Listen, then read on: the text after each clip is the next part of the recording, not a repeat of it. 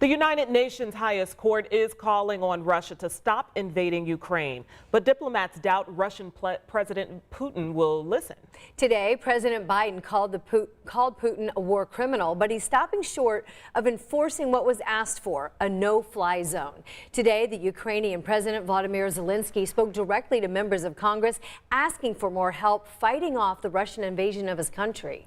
Almost 600 Ukrainian civilians have been killed since the fighting started.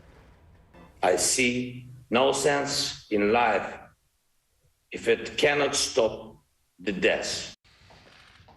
After Zelensky's speech, President Biden has promised more than $800 million in weapons to support Ukraine. Today, peace talks have continued between Ukraine and Russia, but in his own speech, Russian President Putin refused to back down.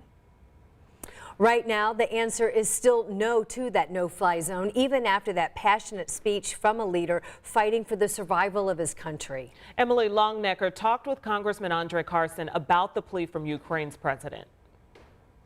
It was an historic moment, the first time a leader of a country addressed the United States Congress virtually. That's what Ukrainian President Volodymyr Zelensky did this morning for close to 30 minutes. When it was over, he received a standing ovation from members of Congress, among them Congressman Andre Carson. We spoke with the congressman following that address and asked him whether the United States and NATO should enforce closing the airspace over Ukraine. Here's what he said.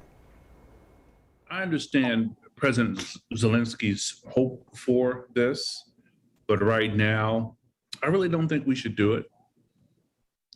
If NATO is largely headed by the United States, and we are, and we do head it, I still think it would risk a direct conflict between Russia and our country, which could trigger World War III. I mean, I don't want American troops being brought into this war. Now, we also reached out to Congresswoman Victoria Spartz for comment. Spartz is from Ukraine. Her communications people say she has our request, and we're waiting to hear back from her. We're hoping to include her thoughts in our story tonight at 11. We also asked Congressman Carson about Cummins, which has operations in Russia, and the company's decision to continue work there. We'll tell you what he had to say about that tonight at 11.